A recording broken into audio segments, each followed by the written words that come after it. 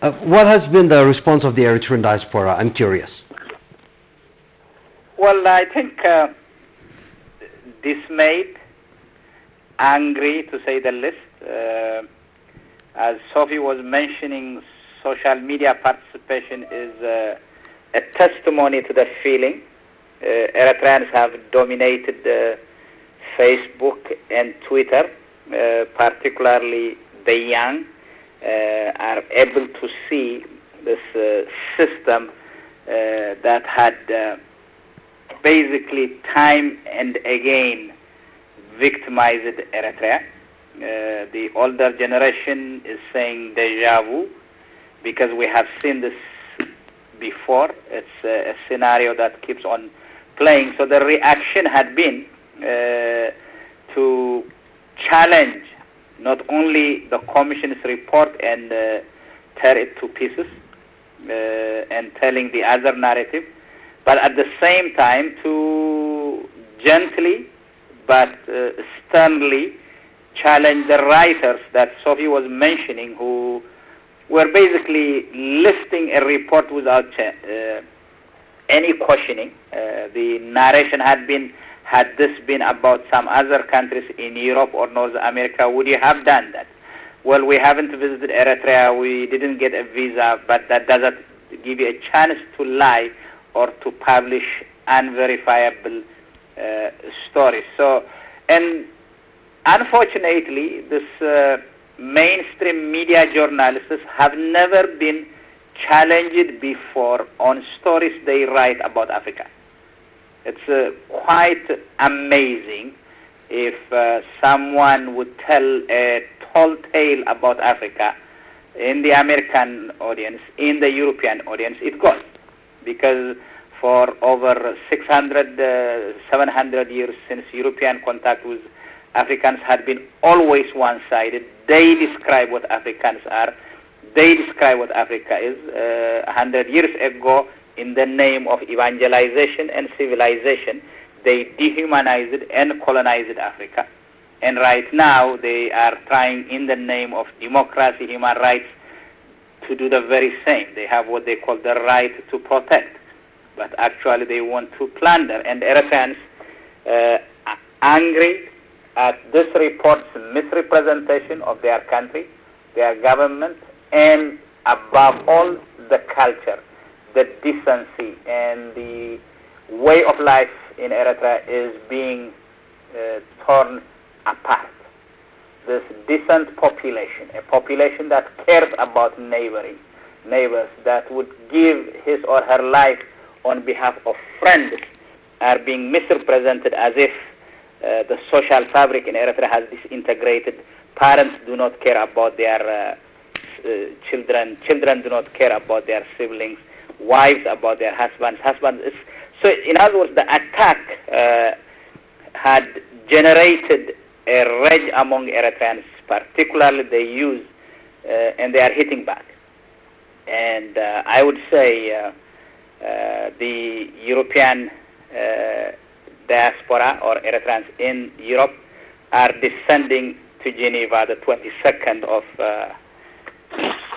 June to show how baseless, groundless the charge of this Commission's report is, and the reaction in North America, be it US and Canada, is equally the same. People are writing to the Human Rights Council members, telling them this is, as Sophie would say, dead on arrival, you should reject it, and then challenging the so-called allegations that were never substantiated.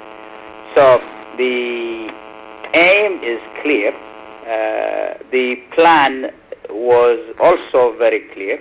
It is to destroy Eritrea, its sovereignty, and to challenge Eritrea's way of independent path to development and everything else.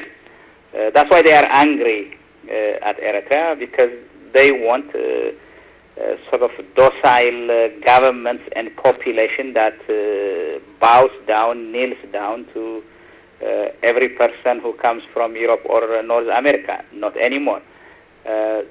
So this report has galvanized Eritreans, and it is an attack on the country.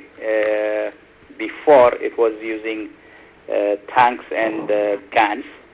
Now it is disinformation, not misinformation, but disinformation, purposely distorting facts and realities, and misrepresenting Eritrea's culture, Eritrea's way of life, and our values, disrespecting instead of praising the youth that are doing more than their fair share of the work to build the country, trying to present it as if it is a form of slavery. First and foremost, it is whitewashing the crimes of slavery. Sophia and I live in a state that built fortunes out of slaves. So any person who considers the national service in Eritrea as slavery, first and foremost, are trying to minimize the harm, the crime European slavery, American slavery did to African Americans. Any person who hadn't lived and still living with the scars of slavery to mention slavery in a reckless word, particularly from white journalists, white commissioners, or white human rights activists, to me, as a person living in Virginia, is very offensive, because we know very well the history of slavery and how dehumanizing it was. In Eritrea, on the other hand, the young people are working for who? For their own country. For what? For a path to a better future. Just like the earlier generation secured independence, this younger generation took it upon itself, and praise be to them. They have brought changes. Eritrea, as Sophia was mentioning, the Millennium Development Goals and every major development in Eritrea was done to this. But to sort of denigrate and insult the service so that you could score political points to the Eritrean diaspora is unacceptable.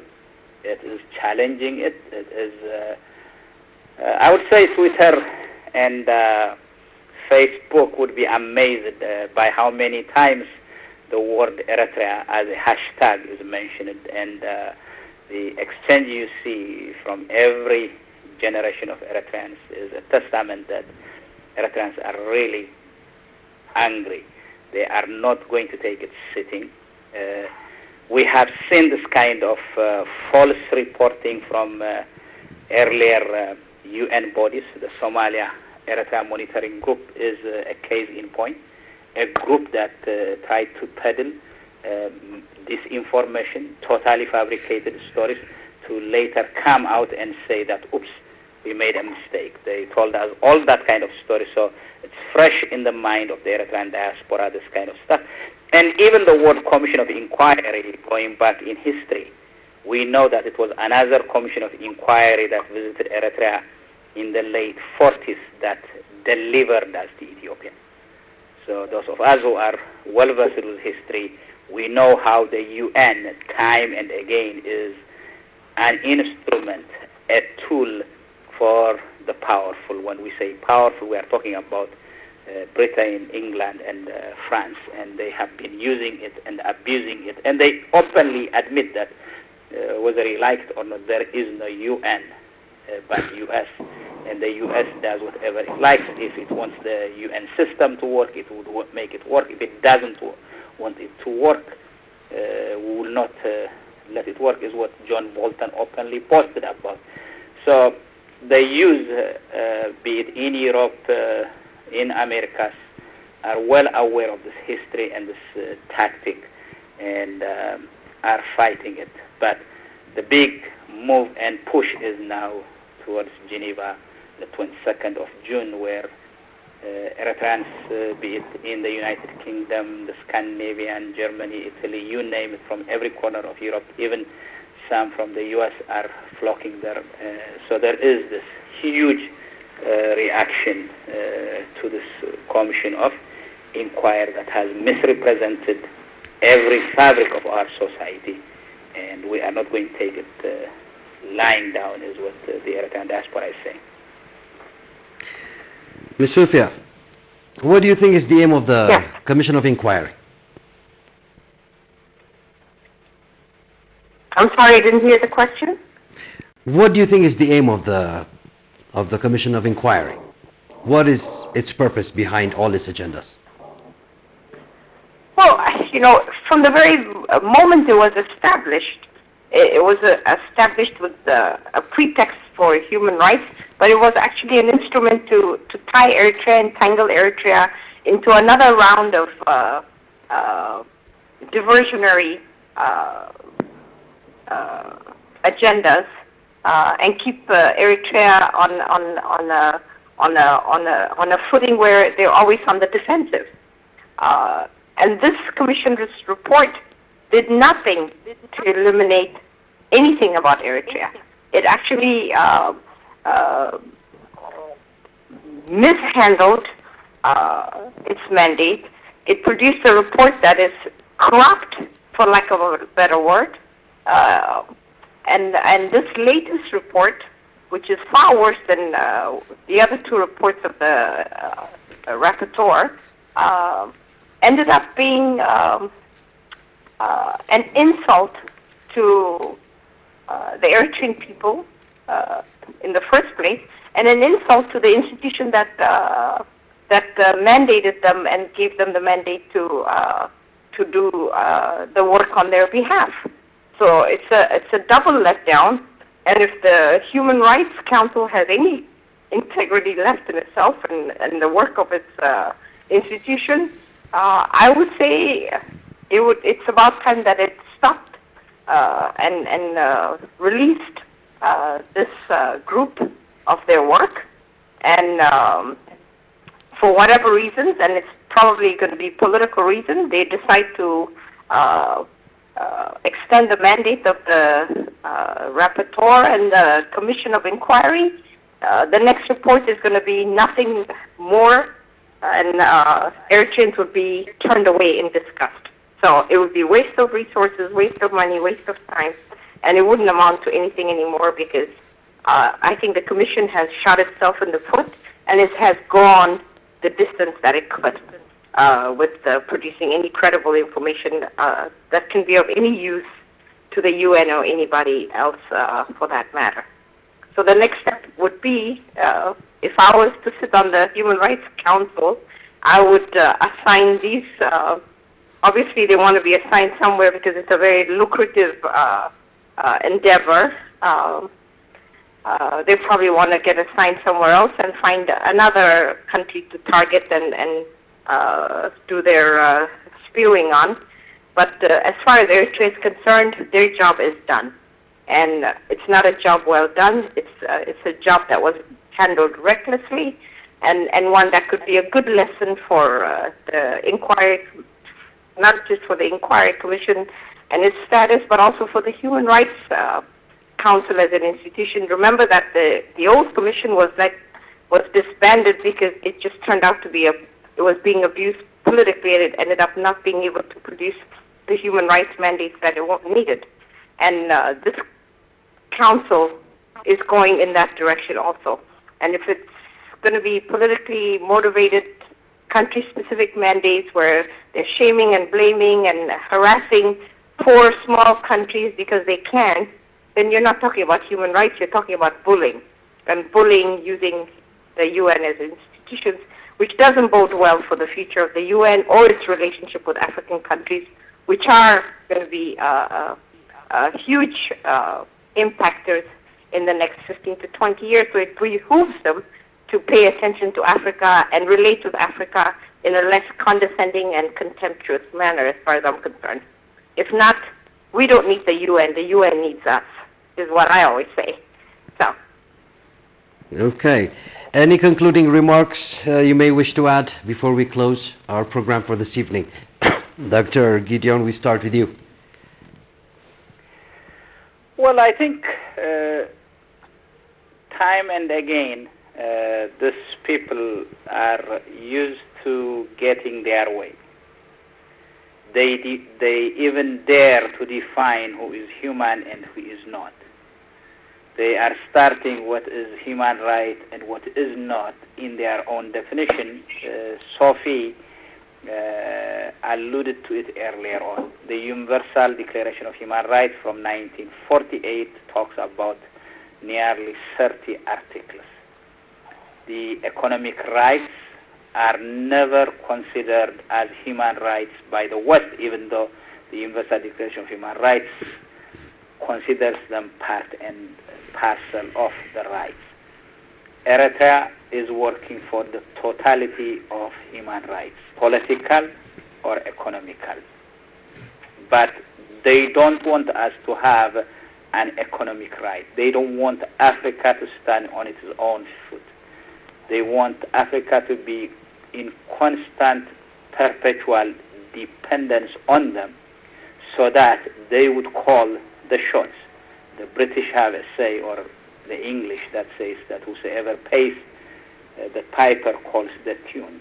So if you don't work to modernize your country, if you don't work to develop your country, it doesn't matter what you have. There are cases in point in Africa without mentioning that they were told they have political rights, but because they don't have economic rights, the countries are not countries where anybody wants to live in. So the people of Eritrea, the government of Eritrea, are on the right path. You cannot have human rights in their totality without having the dignity, the security, the safety of your population, where your population is educated and takes care of its needs. So yes, we have challenges, and we are first to admit the challenges we have, but we do not need lectures from people who yesterday made fortunes by selling and buying human beings, who are still selling and buying human beings in another term, call it debt or capitalism. So the people who are sitting in judgment against Africans, we say back off. Consider it is our problem, we'll solve it, we'll deal with it. And now the journey is to Geneva, to let our voice be heard and to show our dismay and anger at this baseless report that is what the social media tweeters are calling a pack of lies. Lies about Eritrea, lies about its people, tarnishes their image. So every effort should be made to make sure that the Commission learns lesson. It cannot go tarnishing Africa's image and go and challenge it. So I urge the Human Rights Council to pay attention, not to fall into trap of being peddled a bogus report. And Eritreans and friends of Eritrea should show their dismay equally likely, so that our voice be heard. Let's expose this report for what it is, lies packaged in the name of the United Nations. So Eritrea deserves better, Africa deserves better. That's all what I have to say. Ms. Sophia, we go to you. Well, I would say, like Gideon said, the older generation has a history with the UN and has a better understanding of how the media works and how these NGOs and international NGOs specifically and what their relationships are with the states and the governments that they represent, even though they tell you they're independent. I think the youth need to be brought up to par with the rest of us old fogies who have a better grasp on what's going on in there and be able to question and put them on the spot. We also want to question as to why and how they managed to destroy the Eritrean youth that they've lured outside of the country. We need to ask them, what are you doing with the youth? Where are they? Are they getting the education? Are they getting the protection? Are they getting all the things that you promised them when you lured them out of the country? From what we can tell, very few, a handful, probably have some semblance of normal life.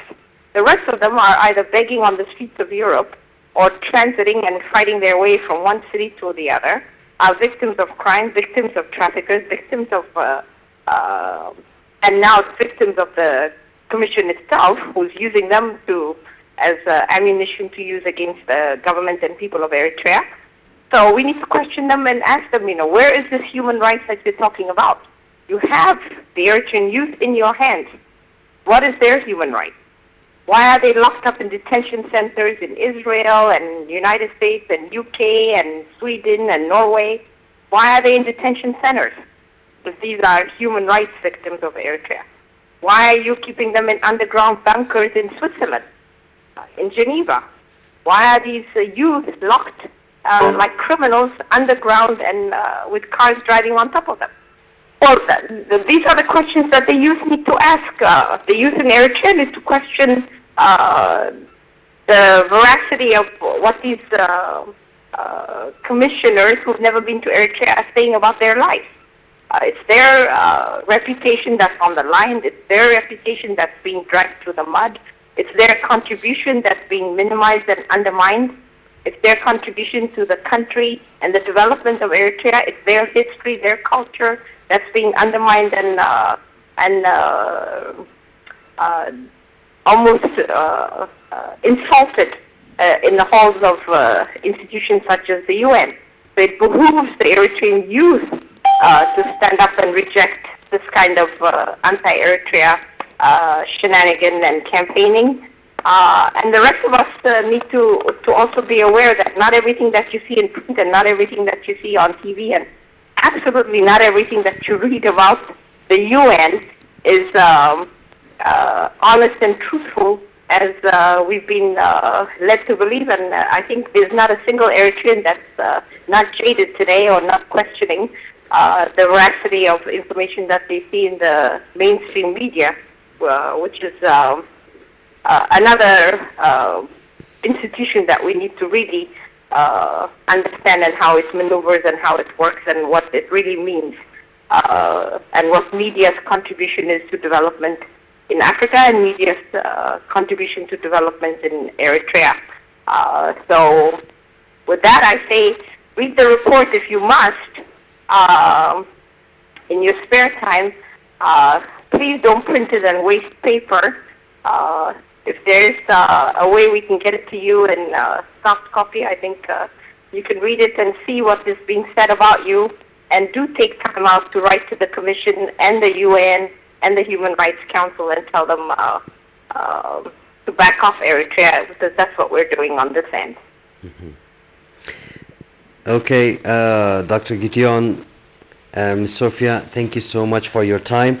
Dear viewers, our panels from Richmond, Virginia and Washington are Dr. Gideon Abay Asmarom. He's a professor of mathematics at the Commonwealth University, and Ms. Sophia Tesfamariam, the director of U.S. Foundation for the Horn of Africa in Washington. That wraps up this week's special edition of Sad Guests.